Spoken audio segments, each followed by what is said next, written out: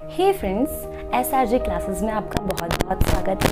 देखिए, कल हम कहाँ तक पढ़ चुके हैं। कल हमने इतिहास का एक बार विभाजन देख लिया, उसके बाद हमने प्राग ऐतिहासिक काल को ख़त्म किया। ठीक है, आज हम हमारी टाइम मशीन को लेके जाने वाले हैं आगे ऐतिहासिक काल पे, लेकिन उसके पहले टाइम मशीन में थोड़ा सा फ्यूल डालना पड़ेगा। तो उसके लिए मुझे आपसे 3 क्वेश्चन पूछने हैं, जिसका आंसर आप नीचे कमेंट बॉक्स में देने वाले हैं। ओके, पहला क्वेश्चन ये बताइए कि मानव के द्वारा जो सबसे पहले पशुपालन किया गया वो कहाँ कहाँ किया गया। दूसरा, कि मानव ने सबसे पहले कौन सी फसल उगाई। और तीसरा, कि मानव के द्वारा जो पशु पाला गया उसका नाम क्या था। ये तो बहुत इजी है, सभी को बन जाएगा, है ना। तो प्लीज़ कमेंट करके नीचे बताइएगा आपको कितने क्वेश्चन बने, और कल अगर कोई भी कंफ्यूजन रहा हो तो वो भी आप कमेंट करके नीचे पूछ सकते हैं। ठीक है, आज हम पढ़ने वाले हैं आगे ऐतिहासिक काल। देखिए, आगे ऐतिहासिक काल जो है ना, ये प्राग ऐतिहासिक काल के बाद का दूसरा काल है। ठीक है, तो इस समय में देखिए इसे 2 भागों में बांटा गया।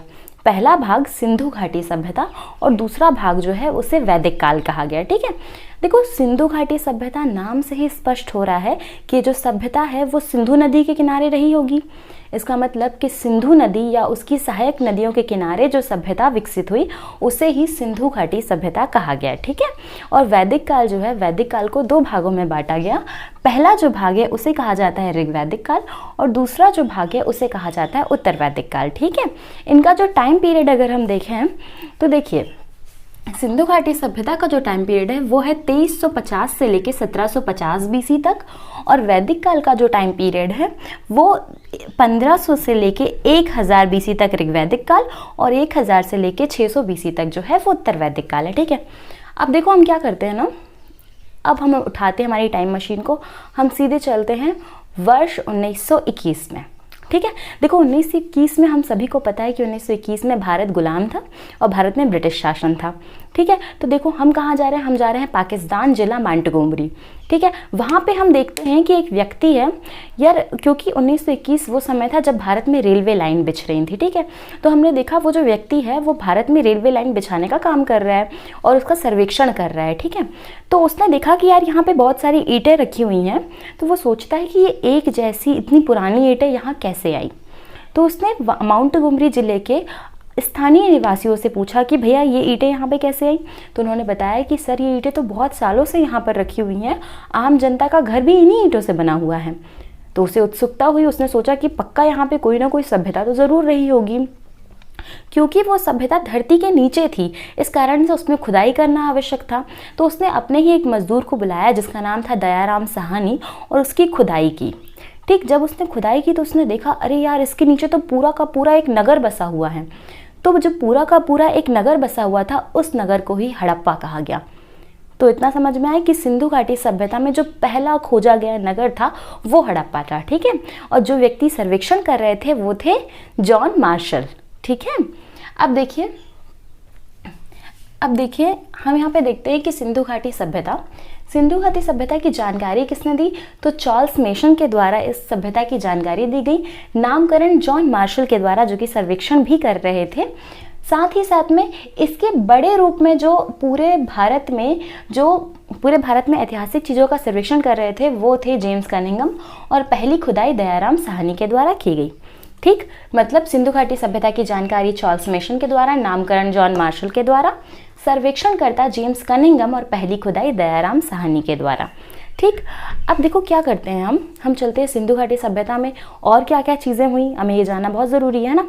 तो सिंधु नदी के किनारे जितने भी बहुत सारे स्थल मिले ना, उन सभी स्थलों में कुछ ना कुछ साक्ष्य मिले और उनकी कुछ अलग अलग बातें रही हैं। ठीक है, तो हम आगे चलते सिंधु घाटी सभ्यता के बारे में। देखिए, मैं इसको यहाँ से मिटा देती हूँ। देखो, सिंधु घाटी सभ्यता जो थी ना, वो एक बहुत बड़ी और विस्तृत सभ्यता थी। ये त्रिभुजाकार थी, त्रिभुजाकार मतलब ट्रायंगल। ठीक है, साथ ही साथ में सिंधु घाटी सभ्यता कुल मिलाकर 12,99,600 वर्ग किलोमीटर में फैली थी। इसका मतलब है लगभग 13 लाख वर्ग किलोमीटर, इतनी बड़ी जगह। और मुख्य रूप से आप जानते हैं कि भारत के पश्चिम में, मतलब गुजरात से लेके जम्मू कश्मीर वाला जो एरिया है और उसके आसपास के जो देश हैं हमारे भारत के, उस तरफ के, वहाँ पर यह सभ्यता विकसित हुई थी, सिंधु और उसकी सहायक नदियों के किनारे पे। ठीक, इसके साथ साथ में सिंधु घाटी सभ्यता जो है उसके उत्तरी, दक्षिणी और पूर्वी और पश्चिमी बिंदुओं का नाम कभी कभी पूछ लिया जाता है ना। तो हम ये देखते हैं कि इसके उत्तरी, दक्षिणी, पूर्वी और पश्चिमी बिंदु कौन कौन से रहे हैं। देखिए ये 4 भाग हमने बनाए। ये जो सबसे उत्तरी भाग है यहां पर था मांडा। जो सबसे पश्चिमी भाग है यहां पर था आलमगीरपुर,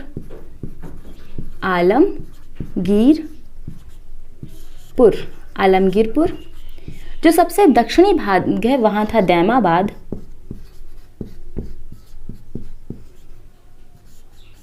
और जो सबसे ज्यादा पूर्वी भाग है वो था सुतकांगेडोर।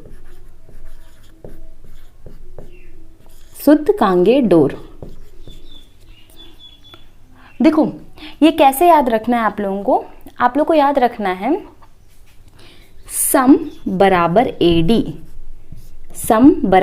एडी, ये आपकी ट्रिक है। क्या है? सम बराबर एडी। देखो स से हो गया सुतकांगेडोर, मा से मांडा, ए से आलमगीरपुर और डी से दैमाबाद। सम बराबर एडी, ठीक है। ये हमारी ट्रिक है उत्तर, दक्षिणी, पूर्वी, पश्चिमी स्थलों को याद रखने की, ठीक है। सम बराबर एडी, सा से सुतकांगेडोर, मा से मांडा, ए से आलमगीरपुर और डी से दैमाबाद, ठीक। अब देखिए ये जो उत्तर, दक्षिणी, पूर्वी, पश्चिमी जो बिंदु है ये किस किस नदी के किनारे हैं। कभी कभी ये भी क्वेश्चन बन जाता है किस किस नदी के किनारे। तो मांडा है चिनाब नदी के किनारे, दैमाबाद है गोदावरी, या मैं नाम लिख देती हूं पूरा, ये है प्रवरा, या कभी कभी इसी का आ जाता है गोदावरी।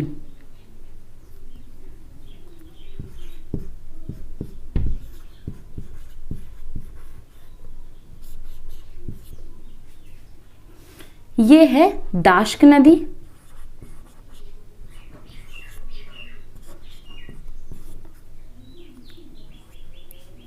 और ये जो है हमारी ये है हिंडन नदी, H फॉर हिंडन। देखिए हमने पढ़ लिया एडी बराबर सम, मतलब सम बराबर एडी या एडी बराबर सम, दोनों एक ही चीजें होंगी, ठीक है। फिर दाश्क, चिनाब, आलमगीरपुर में है हिंडन नदी, दैमाबाद प्रवरा या गोदावरी नदी के किनारे, ठीक है। अब इसे कैसे याद रखना, तो देखो इसका है डच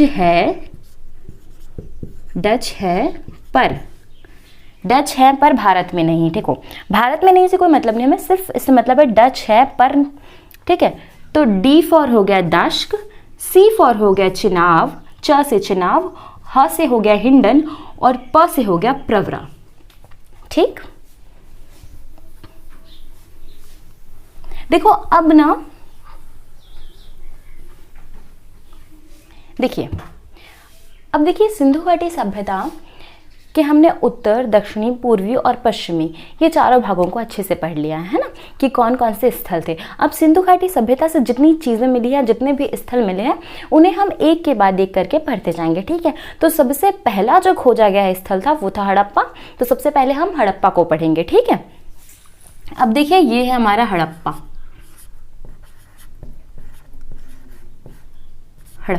ठीक है। हड़प्पा की जो खोज है वो दयाराम साहनी के द्वारा की गई। अब क्या पढ़ना है हमको हड़प्पा के बारे में, है ना। तो हड़प्पा मैंने पहले ही बताया कि हम कहाँ जा रहे हैं, पाकिस्तान के मांटगोमरी जिले में। देखो तो वहाँ पे क्या होता है, वहाँ पे खोज किसने की, तो खुदाई किसने की, तो खुदाई दयाराम साहनी के द्वारा की गई, ठीक है। और ये कौन से वर्ष की बात है, तो वर्ष 1921 की बात है। सीधी सी बात, हड़प्पा की खोज वर्ष 1921, खुदाई दयाराम साहनी ने कहाँ स्थित है, तो मांटगोमरी जिला पाकिस्तान पे स्थित है। किस नदी के किनारे है, तो ये रावी नदी के किनारे। किस नदी के किनारे है, रावी नदी के किनारे, जो कि सिंधु की एक सहायक नदी है, ठीक है। अब देखो हमें यहाँ से क्या क्या चीज़ें मिली, ये चीज़ें पढ़ना ज़रूरी है ना। तो हम क्या करते हैं, अब हम सीधे सीधे चलते हैं हड़प्पा में। हड़प्पा में कब, मतलब आगे ऐतिहासिक काल में हम टाइम मशीन को उठाते हैं और हड़प्पा लेके चलते हैं ना, तो हमें समझ में आएगा वहाँ से क्या क्या मिला। तो देखो जब हम हड़प्पा जाते हैं ना, क्योंकि वो धरती के नीचे है तो हम सीढ़ियों से नीचे उतर के जा रहे हैं ना, तो हमने बहुत सारी चीज़ें देखी। सबसे बड़ी बात हड़प्पा में हमने देखा एक दुर्ग, बहुत बड़ा सा दुर्ग था, और उसी दुर्ग को व्हीलर ने माउंट एबी कहा, ठीक। फिर उसके बाद हम आगे जाते हैं और हम देखते हैं वहाँ पे बहुत गरीब से जो निचले तबके के लोग रहते हैं ना, वो रहते हैं बहुत सारे, तो उन्हें श्रमिक कहा जाता था। तो वहाँ से श्रमिक आवास भी प्राप्त हुए। अब श्रमिक आवास प्राप्त हुए तो श्रमिकों के खाना खाने के लिए एक बड़ा सा अन्नागार था जहाँ से वो खाना खाते थे, ठीक है। और अन्नागार में गेहूँ और जौ के दाने मिले हैं। उसके बाद हमने देखा खाना खाने के बाद खाना खाने में क्या टेस्ट नहीं आ रहा था उनको, तो उनको खाने में क्या तो थोड़ा मसाला चाहिए था। तो मसाला कूटने के लिए वहाँ पे ओखली मिली। ओखली किस चीज़ के लिए? मसाला कूटने के लिए। तो उन्होंने मसाला कूटा, बढ़िया खाना वाना खाया। उसके बाद वो पूजा करने गए। तो पूजा किसकी की जाती थी वहाँ पे? तो वहाँ पे मातृ देवी की एक प्रतिमा मिली जिसकी वहाँ पे पूजा की जाती थी, ठीक है। इसके साथ साथ में हम देखते हैं कि जब कोई इंसान ख़त्म हो जाता था ना, तो उसे दफनाने के लिए हड़प्पा में ताबूत रखे हुए मिले और उन सारे ताबूतों को इकट्ठे करके एक कब्रिस्तान में दफनाया जाता था जिसका नाम वर्तमान लिपि के अनुसार RH37 था। मतलब हम बहुत सारी जो हड़प्पा में चीज़ें देखते हैं ना, तो उससे हमें ये समझ में आता है कि वहाँ के श्रमिकों का आवास किस तरह का रहा होगा। तो हमें सबसे पहले क्या क्या चीज़ें देखने मिली? देखिए, सबसे पहले हमने देखा कि श्रमिक आवास है, वहाँ पे बड़े बड़े दुर्ग हैं जिन्हें माउंट एबी कहा गया। उसके बाद हमने देखा कि श्रमिकों के लिए अन्नागार है। उसके बाद देखा कि अन्नागार में जब वो खाना खाने के लिए, फिर उसके बाद मसाला के लिए हमने ओखली वहाँ पे देखी। उसके बाद मातृ देवी की प्रतिमा देखी पूजा करने के लिए। इंसान के ख़त्म हो जाने के बाद, श्रमिकों के मर जाने के बाद उन्हें दफनाने के लिए ताबूत मिले। और ताबूतों को कहाँ ले जाकर दफनाया जाता था? तो एक रेगिस्तान जिसका नाम है RH37, ठीक है। तो हम क्या करते हैं, अब हड़प्पा से जो भी चीज़ें मिली हैं या जो भी हमने अब हड़प्पा के बारे में पढ़ा, हम वो लिख लेते हैं, ठीक है। तो देखिए, सबसे पहले आया हड़प्पा। हड़प्पा की खोज वर्ष 1921 में हुई है, ठीक। कहाँ पर हुई थी? तो मांटगोमरी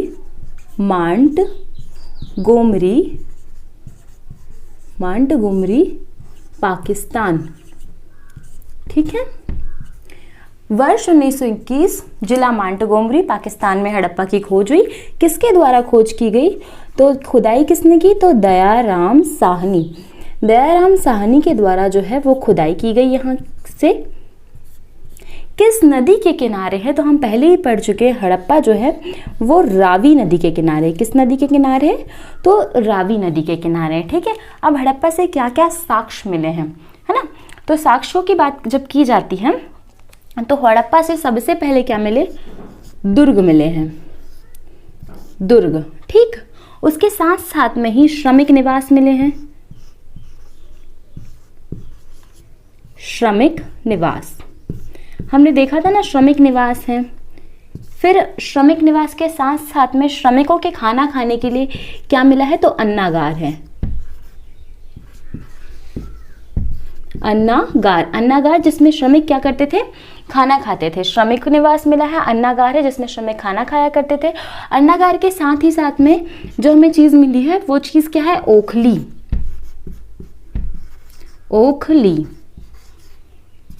ठीक है। अब देखिए, मैं इसे सीधा करके लिख देती हूँ। हड़प्पा से अब हमें क्या क्या चीजें मिली हैं, तो वो साक्ष्य हम लिखते हैं। पहला जो हमें चीज मिली है वो है दुर्ग। दूसरी जो हमें चीज मिली है वो है, देखिए, सबसे पहले मिला है दुर्ग, ठीक, जिसे माउंट एबी भी कहा गया, माउंट एबी, ठीक है। साथ साथ में श्रमिक आवास,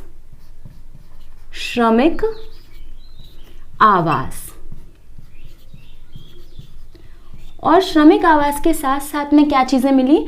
तो अन्नागार मिला है एक बड़ा सा। और जो ये बड़ा सा अन्नागार हमें मिला है, इस बड़े से अन्नागार में किस चीज के दाने मिले हैं? तो जौ प्लस में गेहूं के दाने भी यहां से मिले हैं, ठीक है। अन्नागार के साथ साथ में और क्या चीजें मिली? तो हमने देखा था मसाला कूटने के लिए उन्हें क्या मिली है? ओखली मिली। और पूजा करने के लिए मातृ देवी की प्रतिमा, मातृ देवी की प्रतिमा या मातृ देवी की मूर्ति मिली है जिसकी श्रमिक लोग पूजा किया करते थे, ठीक है। इसके साथ साथ में क्या चीज मिली है? प्लस में हमको ताबूत मिला है और उसी के साथ साथ में RH37 नाम का कब्रिस्तान मिला है। RH37 नाम का कब्रिस्तान। अच्छा, ये संयोगवश है कि ये लिपि आज की लिपि से मिलती है, मतलब वहाँ ऐसा लिखा हुआ है, पर ये नहीं है कि ये आज का RH37 है, ठीक है, ये पहले से लिखा हुआ है ना। अब देखिए, यहाँ तक की बात समझ में आई। तो हमने पहला स्थल जो था हड़प्पा के बारे में इतनी जानकारियाँ हमको पता है। इसके साथ साथ पहला खोजा गया स्थल है रावी नदी के किनारे है, मांटगोमरी पाकिस्तान में स्थित है। वर्ष 1921 में खोजा गया। खुदाई जो है दयाराम साहनी के द्वारा की गई, जॉन मार्शल के नेतृत्व में, ठीक है। यहाँ तक की बात हड़प्पा की खत्म होती है ना। अब जो दूसरा बड़ा स्थल है वो है मोहनजोदड़ो, ठीक है। अब हम पढ़ते हैं किसके बारे में, मोहनजोदड़ो के बारे में। ये सारे जो स्थल है आसपास पे ही हैं, है ना। हड़प्पा, फिर मोहनजोदड़ो, फिर हमारा लोथल, चहुंदड़ो, मोहनजोदड़ो, ठीक है। ठीक, अब देखिए मोहनजोदड़ो के बारे में हम पहले समझते हैं, है ना। देखिए, मोहनजोदड़ो भी पाकिस्तान पे है, लेकिन ये मांटगोमरी जिले में नहीं है, ये लरकाना जिले में, ठीक है। लरकाना पाकिस्तान में है, ठीक है। इसकी खोज वर्ष 1922 में की गई थी। राखल दास बनर्जी के द्वारा इसकी खोज की गई थी, ठीक है। अब हम सीधे सीधे हड़प्पा से अपने टाइम मशीन को कहाँ लेके चलते हैं, मोहनजोदड़ो में। और मोहनजोदड़ो में हम क्या देखते हैं कि हमने देखा कि वहाँ पे बड़े बड़े ऊंचे ऊंचे घर बने हुए हैं। और घर किसके, सारे घर पंडित और पुरोहितों के हैं, पुरोहितों के घर हैं, ठीक है। तो इसे कहा गया पुरोहित आवास, है ना। अब पंडितों के घर हैं तो उनके स्नान के लिए और उनके अन्न के लिए बड़ी बड़ी इमारतें होना सीधी सी बात है। तो एक बड़ा सा स्नानागार और एक बड़ा सा अन्नागार मिला हमें, ठीक है। उसके बाद हमने देखा पंडित जी वहीं जाते हैं, बढ़िया नहाते हैं, स्नान करते हैं, उसके बाद अन्नागार जाते हैं, अन्नागार में वो खाना खाते हैं और उसके बाद सूती वस्त्र धारण करते हैं। मतलब सूती वस्त्र के साक्ष्य जो हैं वो भी हमको मोहनजोदड़ो से प्राप्त हुए, ठीक है। सूती वस्त्र धारण करते हैं और उसके बाद चौड़े होकर बढ़िया सड़क पे चलते हैं। तो चौड़ी सड़कों के जो साक्ष्य हैं वो भी मोहनजोदड़ो से। देखिए, सिंधु घाटी सभ्यता की जो सारी ही सड़कें रही हैं सारे शहरों की, वो सारी ही चौड़ी नहीं, लेकिन सबसे ज़्यादा चौड़ी सड़कें जो हैं वो हमें मोहनजोदड़ो से ही प्राप्त हुई हैं, ठीक। उसके बाद पंडित जी कहाँ जाते हैं, तो पुरोहित जी जाते हैं एक सभागृह में, चौड़ी सड़क से सभागृह में जाते हैं जहाँ पे बहुत सारे अलग अलग पंडित बैठे होते हैं और वो सारे लोग मिलकर भगवान शिव की, भगवान पशुपतिनाथ की पूजा करते हैं। तो पशुपतिनाथ की मूर्ति कहाँ से, यहीं से, साथ ही साथ में सभागृह कहाँ से, यहीं से, ठीक है। और इसके साथ साथ में नर्तकी की एक कांस्य की प्रतिमा भी यहाँ से मोहनजोदड़ो से प्राप्त होती है, ठीक है। इतनी बातें समझ में आई, हमने क्या क्या देखा तो, ठीक। तो सबसे पहले हमने क्या देखा, हमने देखा कि यार मोहनजोदड़ो एक बड़ा सा शहर है जो कि धरती के नीचे है, वर्तमान में धरती के नीचे है ना। तो हम जब उसमें नीचे जाके देखते हैं तो हमें बड़े बड़े महल दिखते हैं, बड़े बड़े घर दिखते हैं जिन्हें पुरोहित आवास कहा गया। उसके बाद पुरोहित आवास के साथ साथ बड़े बड़े स्नानागार और बड़ा सा अन्नागार दिखा, ठीक। उसके बाद हम देखते हैं कि सूती वस्त्र के साक्ष्य कहाँ से, तो मोहनजोदड़ो से। फिर देखते हैं कि चौड़ी चौड़ी सड़कें कहाँ से, तो मोहनजोदड़ो से। और चौड़ी चौड़ी सड़कों के साथ साथ सभागृह, भगवान पशुपतिनाथ की मूर्ति, कांस्य की नर्तकी की मूर्ति, ये सारी चीजें मोहनजोदड़ो से प्राप्त होती हैं, ठीक है। देखिए, अब ये मोहनजोदड़ो खोज इसकी वर्ष 1922। जगह कौन सी है, जगह है लरकाना, लरकाना पाकिस्तान।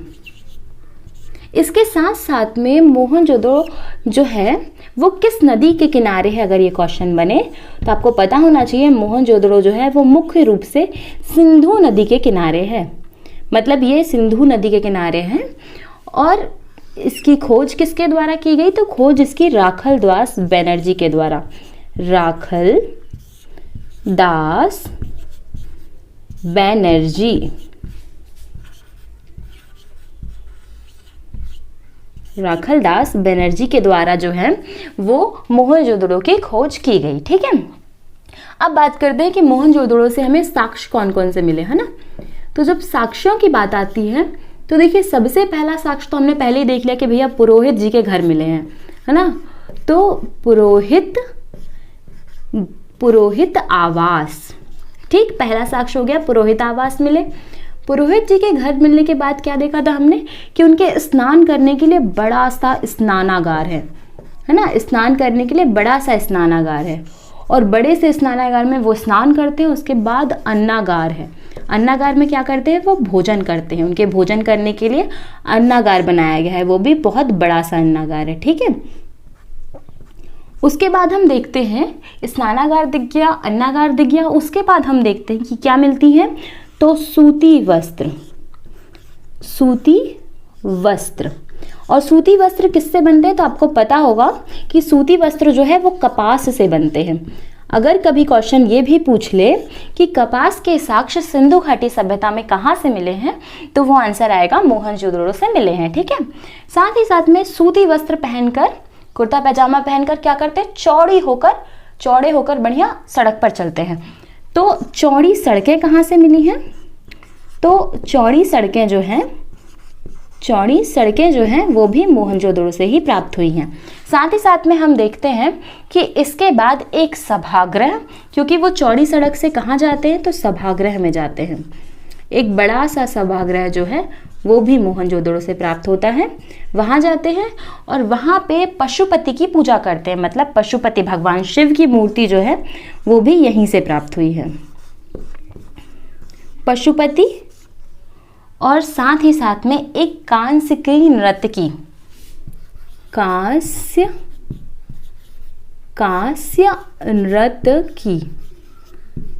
नर्तकी की जो मूर्ति है वो भी मोहनजोदड़ो से प्राप्त होती है, ठीक है। अब देखिए इतनी सारी बातें जब हमको मोहनजोदड़ो से पता चलती हैं, ये सारे साक्ष्य हमको प्राप्त हुए, तो इससे हमें इतना तो समझ में आ गया कि वहाँ का रहन सहन किस तरह का रहा होगा, ठीक है। हमने पढ़ लिया मोहनजोदड़ो की खोज वर्ष 1922 में लरकाना पाकिस्तान में सिंधु नदी के किनारे राखलदास बनर्जी के द्वारा की गई। साक्ष्य में हमको पुरोहित आवास, स्नानागार, अन्नागार, सूती वस्त्र या कपास के साक्ष्य, चौड़ी सड़कें, सभागृह, पशुपति की मूर्ति और कांस्यकी नर्तकी की मूर्ति मिली है, ठीक। तो देखिए अभी तक हमने हड़प्पा सभ्यता और उससे संबंधित 2 स्थलों के बारे में पढ़ लिया है ना। अब देखिए क्या करते हैं हम, इसके बाद के जो स्थल हैं उन्हें हम कल कंटिन्यू करेंगे, ठीक है। लेकिन आज के लिए इतना पर्याप्त है, और आप सभी को इन्हें बार बार रिवाइज करना होगा, क्योंकि ये जो चीज़ें हैं ना ये हम भूल जाते हैं, तो आपको ट्रिक वाइज से इसे पढ़ना होगा, ठीक है। तो मैं एक काम करती हूँ, एक बार फिर से ये तीनों ट्रिक जो भी ट्रिक हमने बनाई हैं और जितनी ट्रिक हमने याद की हैं उन्हें हम पढ़ लेते हैं, सिर्फ ईजी हो जाएगा थोड़ा, है ना, ठीक है। देखिए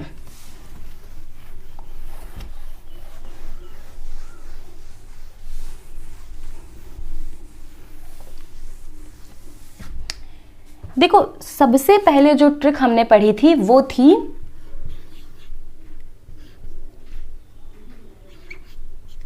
सम बराबर AD, ठीक।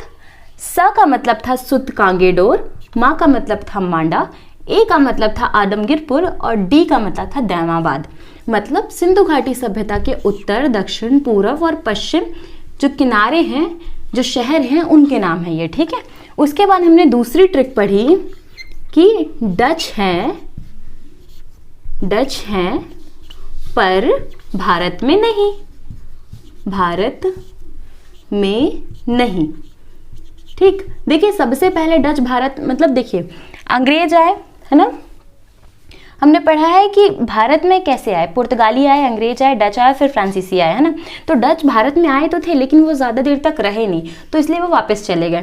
तो डच है पर भारत में नहीं, तो इस ट्रिक का हमको सिर्फ यहाँ तक का मतलब है। देखिए डी से हमारा है, डी से क्या पड़ेगा हमारा, देखिए डी से पड़ेगा दाश्क नदी, सी से मतलब च से हो गया चिनाब नदी, हा से हो गया हिंडन नदी और पा से हो गया प्रवरा नदी, ठीक। और ये जो नदियां हैं ना ये बिल्कुल सम बराबर AD जो हमने लिखा है इसी के इक्वल में। देखिए सुत कांगेडोर किस नदी के किनारे, तो दाश्क नदी के किनारे, मा से मांडा किस नदी के किनारे, चिनाब नदी के किनारे, ए से आलमगीरपुर, ह से हिंडन नदी के किनारे और डी से दैमाबाद प्रवरा नदी के किनारे, ठीक है। ये 2 ट्रिक हुई। अब जो तीसरी ट्रिक हमने पढ़ी थी वो थी हड़प्पा सभ्यता के जो हमने साक्ष्य पढ़े, है ना। तो सबसे पहले हमने वहाँ पे क्या क्या देखा, तो देखो साक्ष्य ऐसे याद रखोगे ना तो बहुत इजी रहेंगे, है ना। सबसे पहले एक बड़ा सा दुर्ग देखा हमने, है ना। फिर बड़ा सा दुर्ग के साथ साथ हमने क्या देखा कि वहाँ पे श्रमिक आवास है। श्रमिक क्या करते हैं वहाँ पे? श्रमिक खाना खाने के लिए अन्नागार है श्रमिकों के लिए। फिर उसके बाद क्या देखा हमने वहाँ पे? हम जब आगे बढ़े तो श्रमिकों के आवास के साथ साथ अन्नागार देखा। अन्नागार के बाद ओखली देखी, ताबूत देखा, RH-37 नाम का एक कब्रिस्तान देखा। ठीक है, यहाँ तक की बातें क्लियर है। फिर हमने पढ़ा कि मोहनजोदड़ो में कौन कौन सी चीज़ें हैं। तो सबसे बड़े हम एक ब्रॉड वे में पुरोहित जी को एकदम बीच में सेंटर में लेके समझते हैं ना। सबसे पहले पुरोहित जी, उसके बाद पुरोहित आवास, अब वो नहाने जा रहे हैं तो स्नानागार, फिर वो खाना खाएंगे तो अन्नागार, फिर चौड़े होकर सड़क पर चलेंगे तो चौड़ी सड़कें, सूती वस्त्र धारण करेंगे तो कपास और सूती वस्त्र के साक्ष, सभागृह में जाएंगे तो सभागृह, और साथ ही साथ में पशुपति की पूजा करेंगे तो पशुपति की मूर्ति, और काशी की नर्तकी की मूर्ति जो है वो मोहनजोदड़ो से प्राप्त हुई। ठीक है, तो हम ऐसे अगर ट्रिक से याद रखेंगे ना तो ये चीज़ें हमको ज़्यादा अच्छे से याद होंगी। आप एक दो बार रिवाइज कर लीजिएगा और कल जो भी इसके फैक्ट और बचे होंगे हम उसे कल आगे कवर करेंगे। ठीक है, और आगे जो भी सब्जेक्ट या जो भी इसके अलग अलग स्थल बचे हुए हैं वो हम आगे कवर करेंगे। ठीक है, okay, thank you so much. और अगर आप लोगों को कोई दिक्कत हो, कोई परेशानी हो या कोई कन्फ्यूज़न हो तो आप बिल्कुल नीचे कमेंट बॉक्स में पूछ सकते हैं। Okay, thank you.